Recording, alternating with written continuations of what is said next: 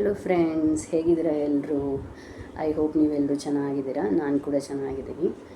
So friends, welcome back to my YouTube channel Ranjitha Kannada vlogs. So ಇವತ್ತಿನ video ಏನಪ್ಪ ಅಂತಂದರೆ, ನನ್ನ ಮೊದಲ 3 ತಿಂಗಳ ಪ್ರೆಗ್ನೆನ್ಸಿನಲ್ಲಿ ನನಗೆ ಏನೇನೆಲ್ಲ ಸಿಮ್ಟಮ್ಸ್ ಇತ್ತು, ಮತ್ತು ನಾವು ಯಾವಾಗ ಡಾಕ್ಟರ್ನ ಕನ್ಸಲ್ಟ್ ಮಾಡಬೇಕು, ಮತ್ತು ಫಸ್ಟ್ 3 ಮಂತ್ಸಲ್ಲಿ ನಾವು ಯಾವ ರೀತಿ ಎಚ್ಚರಿಕೆ ವಹಿಸಬೇಕು, ಏನೇನು ಸಿಮ್ಟಮ್ಸ್ ಇರುತ್ತೆ, ಮತ್ತು ಯಾವುದ್ಯಾವ್ದು ಸ್ಕ್ಯಾನಿಂಗ್ ಇರುತ್ತೆ, ಇಂಪಾರ್ಟೆಂಟ್ ಯಾವುದಾದ್ರು ಬ್ಲಡ್ ಟೆಸ್ಟ್ ಇರುತ್ತೆ ಅಂತ ತಿಳಿಸ್ಕೊಡ್ತೀನಿ. ಸೊ ತಡ ಮಾಡದೆ ವಿಡಿಯೋನ ಸ್ಟಾರ್ಟ್ ಮಾಡೋಣ. ಅದಕ್ಕಿಂತ ಮುಂಚೆ ಯಾರ್ಯಾರು ನನ್ನ ವೀಡಿಯೋಗೆ ಇನ್ನೂ ಸಬ್ಸ್ಕ್ರೈಬ್ ಮಾಡಿದ್ದೆ ವೀಡಿಯೋಸ್ನ ನೋಡ್ತಾ ಇದ್ದೀರೋ, ಪ್ಲೀಸ್ ಸಬ್ಸ್ಕ್ರೈಬ್ ಮಾಡಿ. ಈ ವಿಡಿಯೋ ಇಷ್ಟ ಆಯಿತು ಅಂದರೆ ಲೈಕ್ ಮಾಡಿ, ಮತ್ತು ನಿಮ್ಮ ಫ್ರೆಂಡ್ಸ್ ಆ್ಯಂಡ್ ಫ್ಯಾಮಿಲಿ ಜೊತೆ ಶೇರ್ ಮಾಡಿ ಅಂತ ಕೇಳ್ಕೊಡ್ತೀನಿ. ಸೊ ಈಗ ತಡ ಮಾಡದೆ ಬನ್ನಿ ವಿಡಿಯೋನ ಸ್ಟಾರ್ಟ್ ಮಾಡೋಣ. ಫಸ್ಟ್ ಟ್ರೈಮಾಸ್ಟರ್ ಅಂದರೆ ಮೊದಲ 3 ತಿಂಗಳು ಅಂತ ಏನು ನಾವು ಕರಿತೀವೋ ಅದನ್ನು first week to 13 weeks of ಪ್ರೆಗ್ನೆನ್ಸಿನ ಫಸ್ಟ್ ಟ್ರೈಮಾಸ್ಟರ್ ಅಂತ ಕರೀತಾರೆ. ಸೊ ಮೊದಲನೇ ತಿಂಗಳು ನಿಮಗೆ ಆಲ್ಮೋಸ್ಟ್ ನಿಮ್ಗೆ ಗೊತ್ತೇ ಇರೋದಿಲ್ಲ ನೀವು ಪ್ರೆಗ್ನೆಂಟ್ ಇರ್ತೀರಾ ಅಂತ, ಯಾಕಂದರೆ first week to 4th week is considered as first month of pregnancy. ಅಂದರೆ ನಿಮ್ಮ ಲಾಸ್ಟ್ ಮಂತ್ ಪೀರಿಯಡ್ ಫಸ್ಟ್ ಡೇಯಿಂದ ಹಿಡಿದು ಎಂಡ್ ಆಫ್ ದ ಮಂತ್ ತನಕ, ಆ ಮಂತ್ ನಿಮ್ಮ ನೆಕ್ಸ್ಟ್ ಪೀರಿಯಡ್ ಬರೋ ತನಕ ಏನಿರುತ್ತಲ್ಲ ಅದನ್ನು ಫಸ್ಟ್ ಮಂತ್ ಆಫ್ ಪ್ರೆಗ್ನೆನ್ಸಿ ಅಂತ ಕರೀತಾರೆ. ಸೊ ಫಸ್ಟ್ ಮಂತಲ್ಲಿ ನಿಮ್ಗೆ ಗೊತ್ತಿರೋದಿಲ್ಲ ನೀವು ಪ್ರೆಗ್ನೆಂಟ್ ಇದ್ದೀರಾ ಅಂತೇಳಿ, ನಾರ್ಮಲ್ ಆಗಿರುತ್ತೆ. ಇನ್ ಕೇಸ್ ನಿಮಗೆ ರೆಗ್ಯುಲರ್ ಪೀರಿಯಡ್ಸ್ ಇತ್ತು ಅಂತ ಅಂದರೆ ರೆಗ್ಯುಲರ್ ಪೀರಿಯಡ್ಸ್ ಅಂದರೆ ಏನಪ್ಪ ಅಂತಂದರೆ, ಯಾರ್ಯಾರಿಗೆ monthly period 28 days to 32 days ಒಳಗಡೆ ಬರ್ತಾ ಇರುತ್ತೋ ಅಂಥವರಿಗೆಲ್ಲ ಅದನ್ನು ರೆಗ್ಯುಲರ್ ಪೀರಿಯಡ್ ಅಂತ ಕರೀತಾರೆ. ಸೊ ಅವರಲ್ಲಿ 14th ಡೇಯಿಂದ ಹಿಡಿದು 18th ಡೇ ತನಕ for most of them ovulation ಇರುತ್ತೆ. ಇನ್ ಕೇಸ್ ನೀವು ಆ ಟೈಮಲ್ಲಿ ಏನಾದರೂ ಟ್ರೈ ಮಾಡಿದ್ರಿ ಅಂತಂದರೆ ನಿಮ್ಮ ಪ್ರೆಗ್ನೆನ್ಸಿ ಚಾನ್ಸಸ್ ತುಂಬ ಜಾಸ್ತಿ ಇರುತ್ತೆ. ಸೊ ನೀವು ಫಸ್ಟು ಮಂತಲ್ಲಿ ಈಗ ಏನು ಕಾಮನ್ ಸಿಮ್ಟಮ್ಸ್ ಇರುತ್ತೆ ಅಂದರೆ, ನಿಮಗೇನೂ ಗೊತ್ತಿರಲ್ಲ, ಸ್ವಲ್ಪ ಒಂದು ವೀಕ್ 3 ವೀಕ್ 4 ಆ ಟೈಮಲ್ಲಿ ಕೆಲವೊಬ್ಬರಿಗೆ ಏನಾಗುತ್ತೆ ಅಂದರೆ ಸ್ವಲ್ಪ ಟಯರ್ಡ್ನೆಸ್ ಆಗಿರ್ಬೋದು, ಮತ್ತು ಬ್ರೆಸ್ಟ್ ಟೆಂಡರ್ನೆಸ್ ಅಂದರೆ ಚೆಸ್ಟಲ್ಲಿ ಸ್ಲೈಟಾಗಿ ಮೈಲ್ಡ್ ಪೇಯ್ನ್ ಇರೋವಂಥದ್ದು ಆಗಿರುತ್ತೆ. ಸೊ ಇದಷ್ಟೇ ಫಸ್ಟ್ ಮಂತಲ್ಲಿ, ಬಿಕಾಸ್ ಜಸ್ಟ್ ಸ್ಟಾರ್ಟ್ ಆಗಿರುತ್ತೆ, ಯಾರಿಗೂ ಏನೂ ಗೊತ್ತಿರಲ್ಲ. ನೆಕ್ಸ್ಟ್ ಸೆಕೆಂಡ್ ಮಂತಲ್ಲಿ ನಿಮಗೆ ಫಸ್ಟ್ ಸಿಮ್ಟಮ್ಸ್ ಗೊತ್ತಾಗೋದು ಅಂದರೆ ನಿಮ್ಮ ಪೀರಿಯಡ್ ಮಿಸ್ ಆಗುತ್ತೆ. ಸೊ ಆವಾಗ ನೀವು ಇಮಿಡಿಯೇಟ್ ಚೆಕ್ ಮಾಡಿದರೆ ತುಂಬ ಜನರಿಗೆ ನೆಗೆಟಿವ್ ಪ್ರೆಗ್ನೆನ್ಸಿ ಟೆಸ್ಟೇ ಬರುತ್ತೆ. ಸೊ ನಾನು ಅದಕ್ಕೆ ಏನು ಸಜೆಸ್ಟ್ ಮಾಡ್ತೀನಿ ಅಂದರೆ, ಇನ್ ಕೇಸ್ ಪೀರಿಯಡ್ ಮಿಸ್ ಆಗಿದೆ ಅಂದರೆ ವೆಯ್ಟ್ ಫಾರ್ 2 to 3 ವೀಕ್ಸ್ ಅಂತ. ಅಂದರೆ ಈಗ ನಿಮ್ಮದು ಲಾಸ್ಟ್ ಮಂತು 30th ಪೀರಿಯಡ್ ಇತ್ತಂದರೆ ಈ ಮಂತ್ 30th ಮಿಸ್ ಮಾಡ್ಕೊತೀರಾ. ಸೊ ನೆಕ್ಸ್ಟ್ ಮಂತು 15th ತನಕ ವೆಯ್ಟ್ ಮಾಡಿ, 15th ಒಳಗಡೆ ಅಥವಾ ಆಫ್ಟರ್ 10th ತನಕ ವೆಯ್ಟ್ ಮಾಡಿ. 10th ಮೇಲೆ ನೀವು ಪ್ರೆಗ್ನೆನ್ಸಿ ಟೆಸ್ಟ್ ಮಾಡಿದ್ರಿ ಅಂತ ಅಂದರೆ ಪಾಸಿಟಿವ್ ಬರೋ ಹೈ ಚಾನ್ಸಸ್ ಇರುತ್ತೆ. ಸೊ ಈಗ ಪ್ರೆಗ್ನೆನ್ಸಿ ಟೆಸ್ಟ್ ಮಾಡ್ತೀರಾ, ಕನ್ಫರ್ಮ್ ಆಗುತ್ತೆ, ಇಮಿಡಿಯೇಟು ಡಾಕ್ಟರ್ನ ಕನ್ಸಲ್ಟ್ ಮಾಡಬೇಕಾ ಮಾಡಬಾರ್ದಾ? ಸೊ ನನ್ನ ಸಜೆಷನ್ ಏನಂದರೆ, ಬೆಸ್ಟು ನೀವು ಡಾಕ್ಟರ್ನ ಕನ್ಸಲ್ಟ್ ಮಾಡಿ, ಯಾಕಂದರೆ ಅವ್ರು ನಿಮಗೆ ಪ್ರೀನೇಟಲ್ ವೈಟಮಿನ್ಸ್ ಕೊಡೋದಕ್ಕೆ ಸ್ಟಾರ್ಟ್ ಮಾಡ್ತಾರೆ. ಫಸ್ಟ್ 3 ಮಂತ್ಸ್ ಆಫ್ ಪ್ರೆಗ್ನೆನ್ಸಿನಲ್ಲಿ ಅವರು ನಿಮಗೆ ಫಾಲಿಕ್ ಆ್ಯಸಿಡ್ ಟ್ಯಾಬ್ಲೆಟ್ ಮಾತ್ರ ಕೊಡ್ತಾರೆ.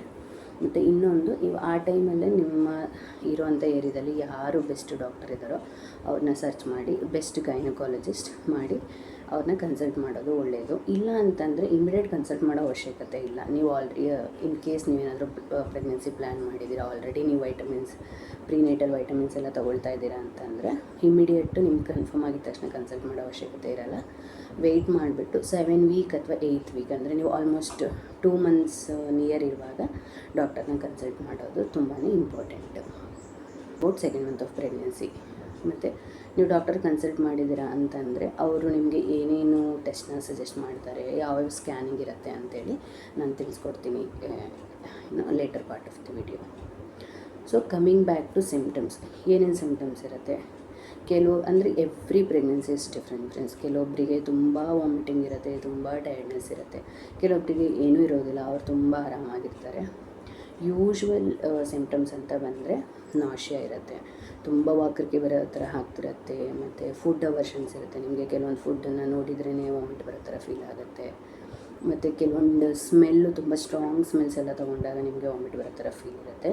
ಇದೆಲ್ಲ ಕಾಮನ್ನು, ಏನೂ ಟೆನ್ಷನ್ ಮಾಡ್ಕೊಳ್ಳೋ ಅವಶ್ಯಕತೆ ಇರಲ್ಲ. ಮತ್ತು ಇನ್ನೊಬ್ಬರಿಗೆ 1.5 ಮಂತು 2 ಮಂತ್ ಆಗ್ತಿದ್ದಂಗೆ ತುಂಬ ವಾಮಿಟಿಂಗ್ ಸ್ಟಾರ್ಟ್ ಆಗುತ್ತೆ. ಎಸ್ಪೆಷಲಿ ಅರ್ಲಿ ಮಾರ್ನಿಂಗ್ ಎದ್ದ ತಕ್ಷಣ ವಾಮಿಟಿಂಗ್ ಆಗೋದು. ಇನ್ನೂ ಕೆಲವೊಬ್ಬರಿಗೆ ಹೆಂಗಂದರೆ throughout the day vomiting ಇರುತ್ತೆ. ಸೊ ಈಗ ಊಟ ಮಾಡಿದ ತಕ್ಷಣ ವಾಮಿಟಿಂಗ್ ಆಗೋದು ಅಥವಾ ಊಟ ಸೇರದೇ ಇರೋದು, ಈ ಥರ ಆಗುತ್ತೆ. ಅದನ್ನು ಬಿಟ್ಟು ಇದೆರಡು ಮೇನ್ ಸಿಮ್ಟಮ್ಸ್ ಅಂತ ಹೇಳ್ಬೋದು. ಇನ್ನೊಬ್ಬರು ಕೆಲವರಲ್ಲಿ ತುಂಬ ಕಡಿಮೆ ಜನರಲ್ಲಿ ಕೆಲವೊಬ್ಬರಿಗೆ ಸ್ಪಾಟಿಂಗ್ ಆಗುತ್ತೆ, ಅದನ್ನು ಬ್ಲೀಡಿಂಗ್ ಅಂತ ಕರಿತೀವಿ. ಅಂದರೆ ಓವಲೇಷನ್ ಆಗಿ ಎಂಬ್ರಿಯೋ ಅದು ಬಂದು ನಿಮ್ಮ ಗರ್ಭಕೋಶದಲ್ಲಿ ಕೂತ್ಕೊಳ್ಳೋ ಟೈಮು ಇರುತ್ತಲ್ಲ, ಅದನ್ನು ಇಂಪ್ಲಾಂಟೇಷನ್ ಬ್ಲೀಡಿಂಗ್ ಅಂತ ಕರಿತೀವಿ. ಆಗ ಬ್ಲೀಡಿಂಗ್ ಇತ್ತಂದರೆ ಇಮಿಡಿಯೇಟ್ ಡಾಕ್ಟರ್ನ ಕನ್ಸಲ್ಟ್ ಮಾಡಿ. ಸ್ವಲ್ಪ ಸ್ಪಾಟಿಂಗ್ ಆ ಥರ ಇತ್ತಂದರೆ ಟೆನ್ಷನ್ ಮಾಡ್ಕೊಳ್ಳೋ ಅವಶ್ಯಕತೆ ಇಲ್ಲ, ಚೆನ್ನಾಗಿ ರೆಸ್ಟ್ ಮಾಡಿ ಹೆಲ್ದಿ ಫುಡ್, ಬ್ಯಾಲೆನ್ಸ್ ಫುಡ್ನ ತಿನ್ನಿ. ಸೊ ಇದು ಬಿಟ್ಟು ಮತ್ತು ಕೆಲವೊಬ್ಬರಿಗೆ ಸ್ವಲ್ಪ ಮೈಲ್ಡ್ ಚೆಸ್ಟ್ ಪೇಯ್ನ್ ಇರ್ಬೋದು. ನಾನು ಆಗಲೇ ಹೇಳಿದಾಗೆ ಚೆಸ್ಟ್ ಪೇಯ್ನ್ ಅಥವಾ ಟಚ್ ಮಾಡಿದರೆ ನಿಮಗೆ ಪೇಯ್ನ್ ಆಗೋ ಥರ ಟೆಂಡರ್ನೆಸ್ ಇರ್ಬೋದು, ಅದು ಕಾಮನ್ ಆಗಿರುತ್ತೆ. ಸೊ ಇದಿಷ್ಟು ಒಂದು ಸಿಮ್ಟಮ್ಸು. ಇನ್ನು ನನ್ನ ಸಿಮ್ಟಮ್ಸ್ ಏನೇನಿತ್ತು ಅಂತ ನಾನು ನಿಮಗೆ ಇದ್ರ ಜೊತೆ ಹೇಳ್ಕೊಳೋಕ್ಕೆ ಇಷ್ಟಪಡ್ತೀನಿ. ಏನೂ ಸಿಮ್ಟಮ್ಸ್ ಇಲ್ಲ. ಟು ಬಿ ಫ್ರ್ಯಾಂಕ್ ಹೇಳಬೇಕಂದ್ರೆ ನನಗೆ ಫಸ್ಟ್ 3 ಮಂತ್ಸ್ ನಾನು maximum once or twice vomiting ಆಗಿರ್ಬೋದೇನೋ. ನನಗೆ ವಾಮಿಟಿಂಗ್ ಕೂಡ ಇರಲಿಲ್ಲ, ನಾಶಿಯಾ ಇರಲಿಲ್ಲ, ಮತ್ತು ಸ್ವಲ್ಪ ಅವಾಗವಾಗ ಟಯರ್ಡ್ನೆಸ್ ಇರೋದು. ಈಗ ಸ್ನಾನ ಮಾಡಿ ಬಂದ ತಕ್ಷಣ ಟಯರ್ಡ್ ಆಗೋದು ಅಥವಾ ಊಟ ಮಾಡಿದ ತಕ್ಷಣ ಟಯರ್ಡ್ ಆಗೋದು, ಆ ಥರ ಇತ್ತು. ಅದು ಬಿಟ್ಟು ಫುಡ್ ಕ್ರೇವಿಂಗ್ಸ್ ಆ ಥರ ಏನೂ ಇರಲಿಲ್ಲ, ಅಥವಾ ಫುಡ್ ಅವರ್ಷನ್ಸ್ ಅಂತ ಏನೂ ಇಲ್ಲ. ನಾನು ನಾರ್ಮಲಾಗಿ ಎಲ್ಲ ಫುಡ್ಡು ತಿಂತಾಯಿದ್ದೆ. ಬಿಕಾಸ್ ವಾಮಿಟಿಂಗ್ ಇಲ್ಲದೆ ಇರೋದ್ರಿಂದ ಐ ವಾಸ್ ಆಲ್ ನಾರ್ಮಲ್. ಅದು ಬಿಟ್ಟು ನಾನು ಕೂಡ ಟ್ರಾವೆಲ್ ಕೂಡ ಮಾಡಿದ್ದೀನಿ. ಅಂದರೆ ಟ್ರಾವೆಲ್ ಅಂದರೆ ತುಂಬ ಲಾಂಗ್ ಟ್ರಾವೆಲ್ ಅಲ್ಲ, ನಾನು ಒನ್ಸ್ ಮಾತ್ರ ಒನ್ ಫ್ಲೈಟ್ ಟ್ರಾವೆಲ್ ಮಾಡಿದ್ದೆ. ಅದು ಬಿಟ್ಟರೆ ಇನ್ಯಾವುದು ಅಷ್ಟು ಜಾಸ್ತಿ ಟ್ರಾವೆಲ್ ಮಾಡಿಲ್ಲ. ಯೂಶ್ವಲಿ ಡಾಕ್ಟರ್ ರೆಕಮೆಂಡ್ ಮಾಡೋದೇನು ಅಂದರೆ ಫಸ್ಟು 3 ಮಂತ್ಸು ಆದಷ್ಟು ಲಾಂಗ್ ಜರ್ನಿನ ಅವಾಯ್ಡ್ ಮಾಡಿ, ಯಾಕಂದರೆ ಅಬಾರ್ಷನ್ ಆಗೋ ಚಾನ್ಸಸ್ ತುಂಬ ಜಾಸ್ತಿ ಇರುತ್ತೆ. ಹಾಗಾಗಿ ಸೊ ಇದಿಷ್ಟು ಸಿಮ್ಟಮ್ಸು ಮತ್ತು ನನ್ನ ಸಿಮ್ಟಮ್ಸು. ನೆಕ್ಸ್ಟು ನೀವು ನಾನು ಆಗಲೇ ಹೇಳಿದಾಗೆ ಅರೌಂಡ್ 6 to 7 ವೀಕ್ಸ್ ಅಥವಾ 7 to 8 ವೀಕ್, ಅಂದರೆ 1.5 ಮಂತ್ to 2 ಮಂತ್ ಒಳಗಡೆ ನಿಮಗೆ ಪ್ರೆಗ್ನೆನ್ಸಿ ಕನ್ಫರ್ಮ್ ಆಗಿದೆ ಅಂದರೆ ಒಬ್ಬರು ಒಳ್ಳೆ ಡಾಕ್ಟರ್ನ, ಗೈನಕಾಲಜಿಸ್ಟ್ನ ನೋಡಿ. ನಿಮ್ಮ ಪ್ಲೇಸಿಗೆ ಕ್ಲೋಸ್ ಬೈ ಇರಬೇಕು, ನಿಯರ್ ಬೈ ಇರಬೇಕು ಅಂತ ಗೈನಕಾಲಜಿಸ್ಟ್ನ ನೋಡಿ ಅಪಾಯಿಂಟ್ಮೆಂಟ್ ಫಿಕ್ಸ್ ಮಾಡಿ ಹೋಗಿ ಮಾತಾಡಿ ಬನ್ನಿ. ಸೊ ಅವ್ರು ನಿಮಗೆ ಸಜೆಸ್ಟ್ ಮಾಡ್ತಾರೆ ಯಾವುದ್ಯಾವ್ದು ಮೆಡಿಸಿನ್ಸ್ ತೊಗೊಳಕ್ಕೆ ಸ್ಟಾರ್ಟ್ ಮಾಡಬೇಕಂತ. ಯೂಶ್ವಲಿ ಫಾಲಿಕ್ ಆ್ಯಸಿಡ್ ಮತ್ತು ಸಸ್ಟೈನ್ ಅಂತ ಟ್ಯಾಬ್ಲೆಟ್ಸ್ ಕೊಡ್ತಾರೆ.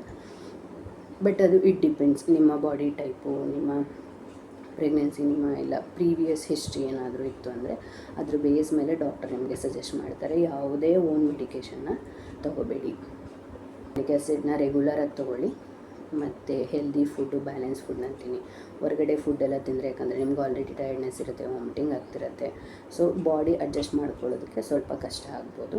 ಆದಷ್ಟು ಮನೆ ಊಟನೇ ತಿನ್ನಿ, ಎಲ್ಲ ಫುಡ್ನೂ ತಿನ್ನಿ. ಅವಾಯ್ಡ್ ಮಾಡಬೇಕಾಗಿರೋಂತಂದರೆ ಎಲ್ರಿಗೂ ಗೊತ್ತು ಕಾಮನಾಗಿ ಪಪಾಯ, ಎಳ್ಳು ಮತ್ತು ಪೈನಾಪಲ್. ಇದು 3 ಐಟಮ್ಸ್ನ ಬಿಟ್ಟು ನೀವು ಇನ್ನು ಉಳಿದಿದ್ದು ಎಲ್ಲ ಥರ ಸೊಪ್ಪು, ತರಕಾರಿ, ನಾನ್ ವೆಜ್ ತಿನ್ನೋರಾಗಿದ್ದರೆ ಮೊಟ್ಟೆ, ಚಿಕನ್ ಈ ಥರ ಎಲ್ಲ ತಿನ್ಬೋದು. ಪ್ಲಸ್ ಒನ್ ಮೋರ್ ಏನಂದರೆ ಅವಾಯ್ಡ್ ಫಿಶ್. ಈಗ ನೀವು ಯಾರಾದ್ರು ಫಿಶ್ ತಿನ್ನೋದಂದರೆ, ಯಾಕಂದರೆ ಅದರಲ್ಲಿ ತುಂಬ ಹೀಟ್ ಅಂಶ ಜಾಸ್ತಿ ಇರುತ್ತೆ ಮತ್ತು ಸ್ಯಾಲ್ಮನ್ ಅನ್ನೋ ಅಂಶ ಇರೋದಿಲ್ಲ.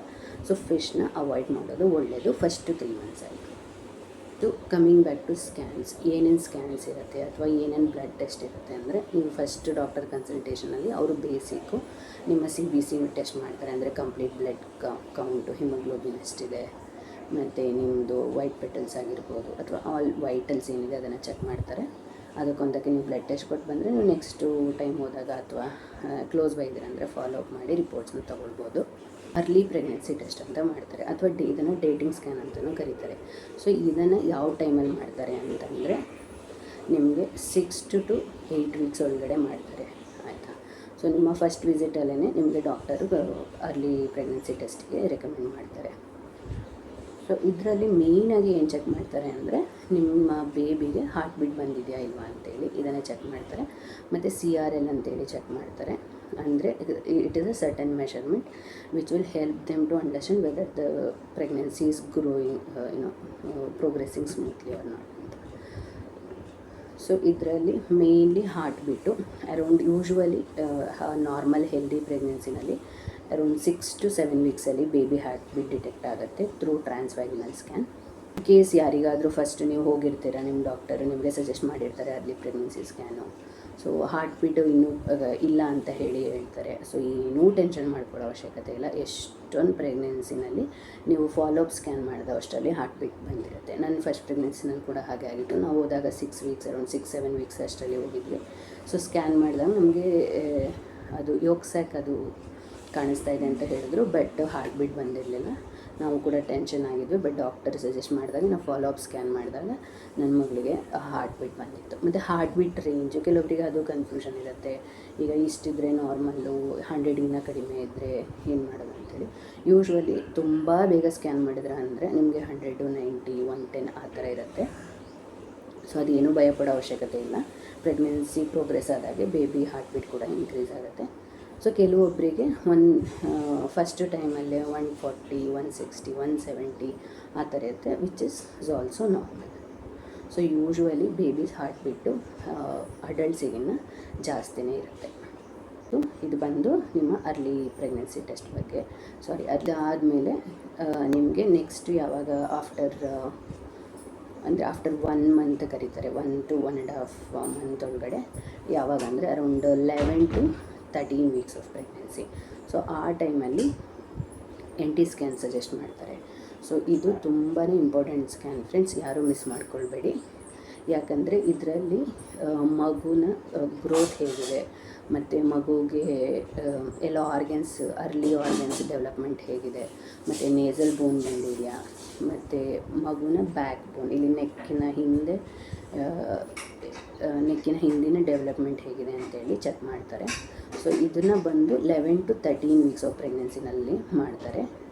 ಸೊ ಈ ಸ್ಕ್ಯಾನಿಗೆ ನೀವು ನೀರು ಕುಡಿದು ನೀವು ಹೋಗೋದು ಒಳ್ಳೆಯದು, ಅಥವಾ as per your doctor suggest.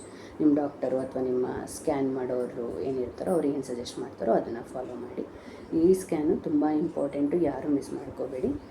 ಯಾಕಂದರೆ ಏನಾದರೂ ಮಗುಗೆ ತೊಂದರೆ ಆಗೋ ಥರ ಇದ್ದರೆ ಈ ಸ್ಕ್ಯಾನಿಂಗ್ ಮೂಲಕ ಅರ್ಲಿ ಸ್ಕ್ಯಾನಿಂಗಲ್ಲಿ ಡಿಟೆಕ್ಟ್ ಆಗುತ್ತೆ ಅದು. ಸೊ NT ಸ್ಕ್ಯಾನಲ್ಲಿ ಅರೌಂಡ್ ನಿಮಗೆ ಒಂದು 40 to 50% ಕನ್ಫರ್ಮ್ ಆಗುತ್ತೆ ಇದು whether it will going to be a healthy pregnancy ಅಥವಾ ಏನಾದರೂ ರಿಸ್ಕ್ಸ್ ಇದೆಯಾ ಅಂತೇಳಿ.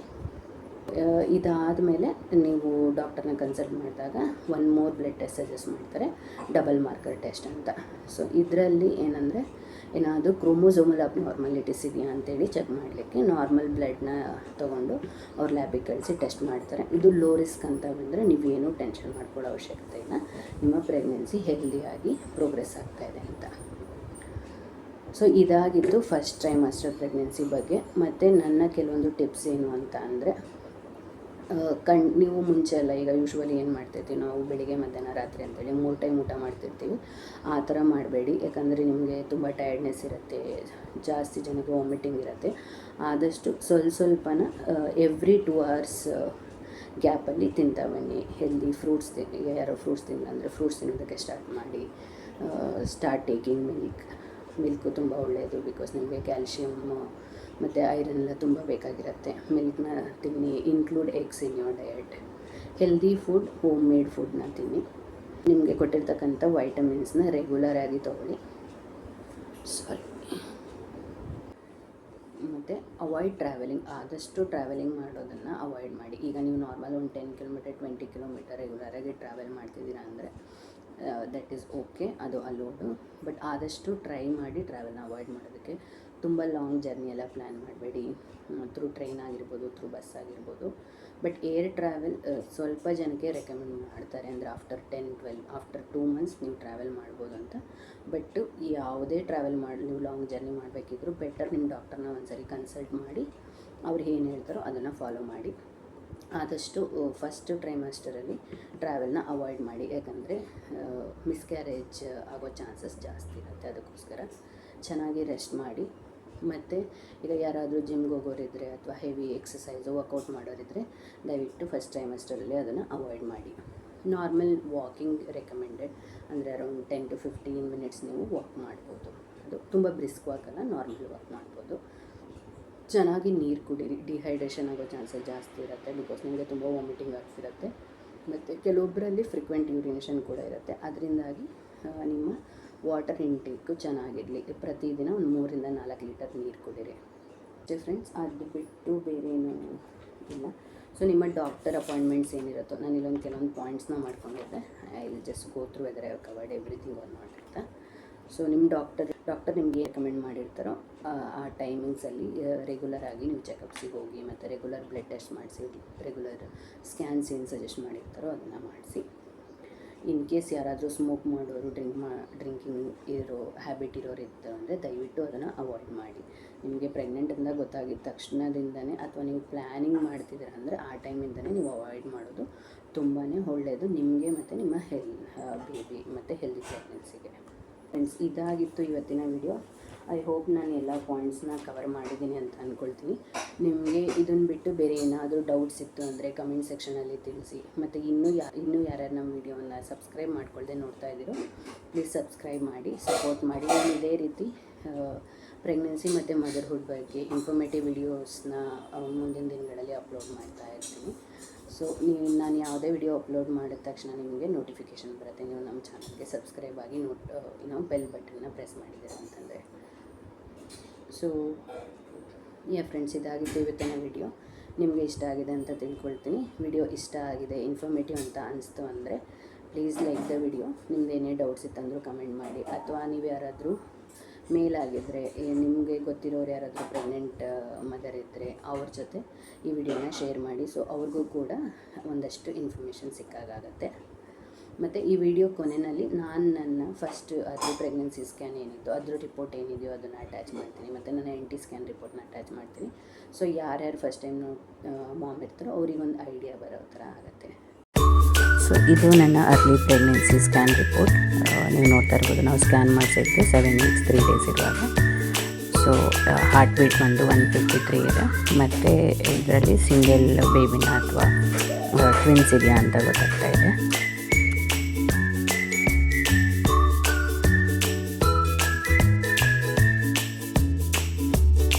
ಸೊ ಫ್ರೆಂಡ್ಸ್, ಇದೇನು ನೋಡ್ತಾ ಇದ್ದೀರಾ, ಇದು ನನ್ನ NT scan report.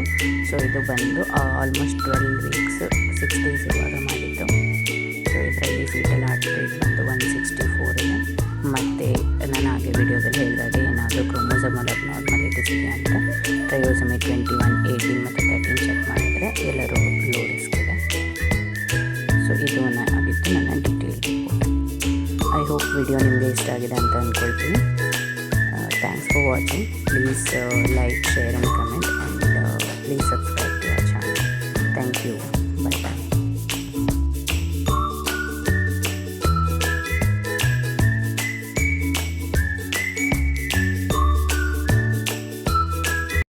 For today friends, thank you. I hope video ನಿಮಗೆ ಇಷ್ಟ ಆಗಿದೆ ಅಂದ್ಕೊಳ್ತೀನಿ. ಇಷ್ಟ ಆದರೆ like, share and comment. Thank you. Until next video. Bye bye.